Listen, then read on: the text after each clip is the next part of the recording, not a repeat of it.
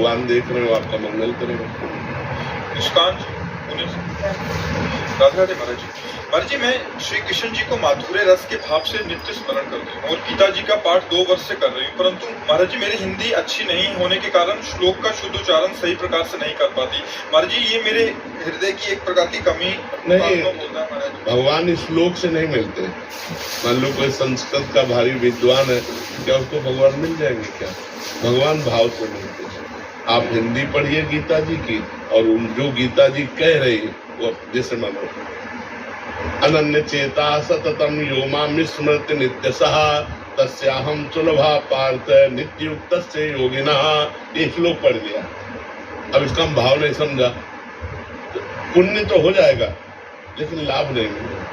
लाभ क्या है? जो हम इसका भाव पढ़ा, भगवान कह रहे जो मेरा अनन्य चिंतन करता है, जो मेरे से युक्त हो जाता है, मेरा ही भरोसा रखता है, मैं उसके लिए सुलभ हो जाता हूँ। अब ये बात पकड़ लो कि भगवान कह रहे मेरा जो अनन्य चिंतन करता है, मेरा दृढ़ भरोसा रखता है, मेरे से युक्त रहता है, मैं उसे प्राप्त हो जाता हूँ। एक श्लोक की बात मान लो, पूरी गीता का फल मिल जाएगा।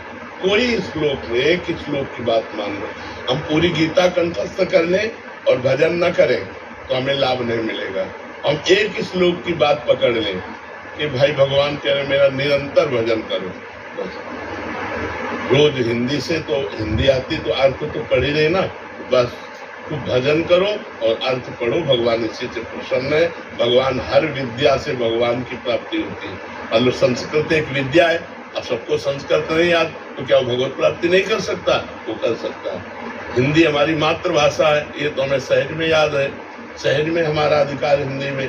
संस्कृत है, अंग्रेजी है, महाराष्ट्री है, उड़ीसा भाषा है, उर्दू भाषा, अलग अलग भाषाएं, सब अपनी अपनी भाषा से भगवान को भजते हैं। तो भगवान से ही तो हर भाषा का प्रादुर्भाव हुआ। तो हम अगर हिंदी से प्रार्थना करते हैं तो हमें भगवान की प्राप्ति हो जाएगी। हम हिंदी से अर्थ पढ़ लेते हैं तो भगवान की प्राप्ति हो जाएगी, इसमें कोई संशय नहीं। हम पढ़ते हैं इसका मतलब पूरा मीनिंग हमें भी कभी नहीं है। हाँ, अगर ना भी समझ में आए तो ये मंत्र है, श्याम श्यामा प्रगट प्रगट अक्षर निकट प्रगट रस्त्रवत मधुरवाणी, ये दिव्य लीला है। गीता सिद्धांत है, सिद्धांत समझना आवश्यक है, और लीला गायन की जाती है।